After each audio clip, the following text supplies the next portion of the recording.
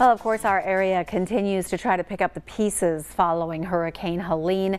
So many families affected. This morning, we have Melanie Feathers here with us, of course, Executive Director of CASA of Northeast Tennessee.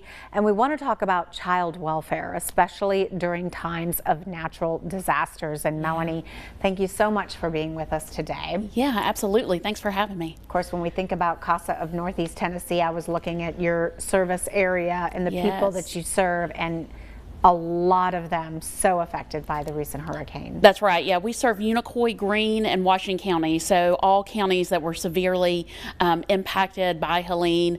We're so fortunate and blessed. We've been able to make contact with all the families that we serve, and all of those folks are safe. Not, they may be safe in shelters, but they are all safe, and all of our children are accounted for, which we're really grateful for. Yeah, definitely good news there. But you said during this time, it really kind of shifts your focus a little bit.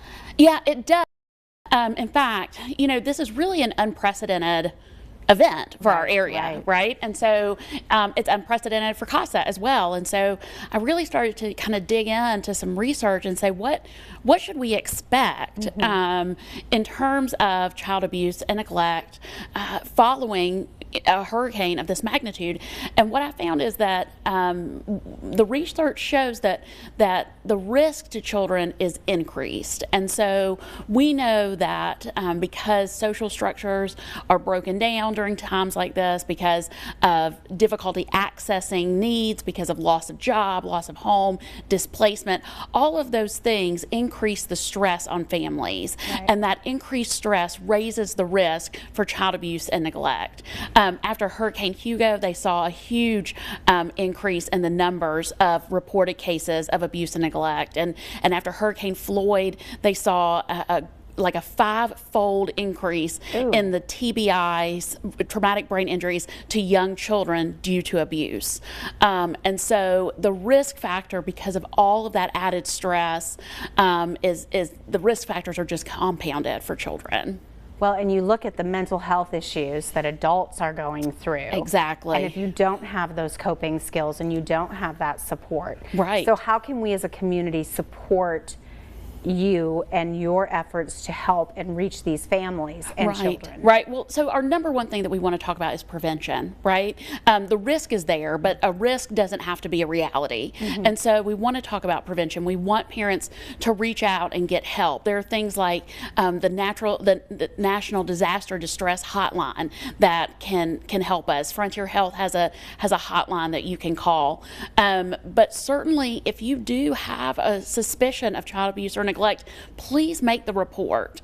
Without kids being in school, without those extra eyes and ears, kids are not they're not as safe. And so don't be afraid to make the report.